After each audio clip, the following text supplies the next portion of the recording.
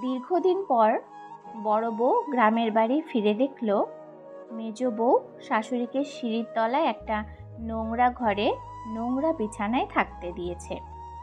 শাশুড়ি সেখানে বসেই মাথা নিচু করে খাচ্ছে।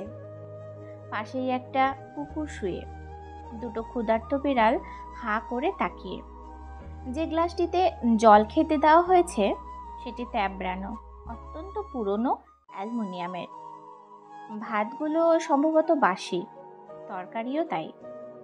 এই বাড়ির ছোট বউ আলাদা হয়ে পাশেই দোতলা করে উঠে গেছে অনেক দিন। সে কি করে মেজ বউয়ের এই বেয়াদবি সহ্য করছে এটা ভেবে বড় বউ মারাত্মক অবাক হলো। রায়বাড়ির বড় বউ দীপালি অত্যন্ত ঠান্ডা মাথার মানুষ, উচ্চশিক্ষিত, কোচবিহারে থাকে, একটা কলেজে পড়ায়। সে বাড়িতে পা দিয়ে এই কাণ্ড দেখে মাথা গরম করে ফেলল। ধমকে মেজ বউকে বলল, কপাল ভালো তোর ভাসুর আসেনি, নইলে হেস্তন্যস্ত হয়ে যেত। বলেই সে ফোন বের করে স্বামীকে একদমে সমস্ত জানিয়ে তারপর থামল। এখানেই শেষ নয়, তার একমাত্র ডাক্তারি পড়ুয়া ছেলেকেও এসে দেখে যেতে বলল। মেজ বউ মণিদীপা অত্যন্ত মুখরা, হিংসুটে, পাড়া পর্যটনে ওস্তাদ। 7 অঞ্চলের মানুষকে সে চেনে, তাদের ভালো মন্দ খবর রাখে। এক কথায় সে চলমান নিউজ চ্যানেল। তবে সে বড় বউকে প্রথম থেকে কিছু বলে না, সম্মান করে, ভাসুরকেও মানে। তারা গ্রামের বাড়ি এলে ভালো মন্দ রেঁধে বেড়ে খাওয়ায়। মণিদীপা শুধু সহ্য করতে পারে না ছোট বউ বিচিত্রাকে আর তার বাউন্ডলে বরকে। বিচিত্রার বর ভালো বাঁশি বাজায়। নিঝুম রাতে যখন ছোট দেওয়ার আনমনে বাঁশি বাজায় তখন তার মনটা উড়ে চলে যায় কোনো এক অজানায়। বড্ড ভালো লাগে তখন তার। ছোট বউটা খুব খারাপ, বরকে সে বাঁশি বাজাতে দিতে চায় না। রাতে বাঁশি শুনে নাকি সাপ আসে, বাঁশি সুর নাকি সর্পকুলের খুব পছন্দ। মণিদীপা ভেবে দেখেছে বিচিত্রা যা বলে সব মিথ্যে, সাপের তো কান নেই, বাঁশির মিষ্টি সুর শুনবে কি করে। আসলে সে মণিদীপাকে পছন্দ করে না, দেখতেও পারে না, হিংসে করে। আজ কিন্তু মণিদীপ বড় বউকে ছাড়ল না, হুঙ্কার দিয়ে বলল, ভাসুর তোমার ছেলে যতক্ষণ না এসে পৌঁছাচ্ছে ততক্ষণ ইনি এখানে থাকবে, আমার সাফ কথা। মেজ বউয়ের বেয়াদবি দেখে বড় বউ ভয়ঙ্কর অবাক হলো। মেজ বউকে কিছু বলতে না পেরে সে শাশুড়ির কানের কাছে গিয়ে চিৎকার করতে লাগলো। বৃদ্ধা আলতা রানী এতক্ষণ মাথা নিচু করে চুপ করে শুনেছিলেন। তার কানে সব শব্দ ঠিকঠাক পৌঁছায় না, সে কারণে তিনি মাঝে মাঝে হাঁ করে থাকেন। সম্ভবত হাঁ করে থাকলে শুনতে সুবিধে হয়। সব শুনে বৃদ্ধা আরও মিনিট খানেক হাঁ করে রইলেন। মাথার এলোমেলো দুধ সাদা চুলগুলো 2 হাত দিয়ে চুলকে নিলেন। শেষে চিড়ে চ্যাপটা ট্যাবড়ানো গালখানি ফুলিয়ে বললেন, আগামীকাল সকালে তোমার কথা শুনবো, এখন বিরক্ত করো না, ওপরে যাও, খাচ্ছি।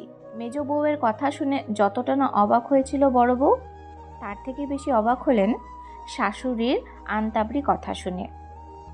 রেগে সে আর দাঁড়ালো না, হনহন করে ওপরে উঠে এলো।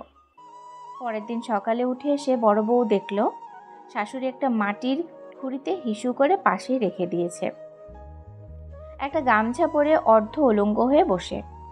সেই বেড়াল দুটো এখনো আছে, একটা আবার লেজ অত্যন্ত খাড়া করে অনবরত ম্যাও ম্যাও করছে।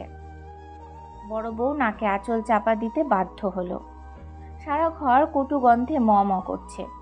অত্যন্ত বড় মাপের কিছু মাছি চষে বেড়াচ্ছে সর্বত্র। শাশুড়ির এই দুরবস্থা দেখে দীপালির চোখে জল এলো। এত বড় বাড়ির একজন বৃদ্ধার কাজের লোক থাকবে না, এটা কখনো হয়? মেজ বউয়ের ওপর রাগ আরও বেড়ে গেল। এর একটা বিহিত না করে সে যাবে না। ঠিক এমন সময় ভেজা চুল শুকনো মুখে মেজ বউ হাজির, বা হাতে একটা পুরনো নাইটি। বড় বউয়ের গতকাল থেকে সমস্ত কাণ্ড কারখানার দিকে গা চলছে। মানুষ মানুষকে এত অপদস্থ করতে পারে মেজ বউকে না দেখলে বোঝা যেত না। সে হিতাহিত জ্ঞানশূন্য হয়ে চিৎকার করে বলল, আজ এক্ষুনি ওনাকে ওনার ঘরে দিয়ে এসো, যদি ঘর না থাকে আমার ঘরে দিয়ে এসো। এ সময় বৃদ্ধা শাশুড়ি হাত বাড়িয়ে বড় বউকে কাছে ডাকলেন। বড় বউ কাছে গেল, তার মাথায় হাত বোলাতে বোলাতে বললেন, মেজ বৌমাকে বকাবকি করো না, ও ভালো মেয়ে, আমি ইচ্ছে করে এখানে এসেছি। বড় বউ দীপালি ভেবে পেল না শাশুড়ি এ কি বলছে। এ কি সজ্ঞান বলছে, নাকি মাথা খারাপ হয়ে গেছে, নাকি মেজ বউয়ের সমস্ত দোষ আড়াল করবে বলে মিথ্যে বলছেন। সে অবাক নয়নে শাশুড়ির দিকে চেয়ে রইল অপলক। বৃদ্ধা আলতা রানী একটু থেমে অনেকটা দম নিয়ে আবার বললেন, অনেকদিন আগে আমার শাশুড়িকেও আমি জোর করে এখানে রেখেছিলাম। মৃত্যুর আগে তিনি আমায় কাছে ডেকে বলে গেছিলেন, বৌমা, আমার মৃত্যুর পর মাত্র 2 দিন তুমি এখানে থেকো, এই সিঁড়ির তলায়, মাত্র 2 দিন। তারপর তোমার সেই অনুভূতি তোমার বৌমাদের কাছে বলো। জানো বৌমা, আজ মাত্র 2 রাত হলো এখানে আছি।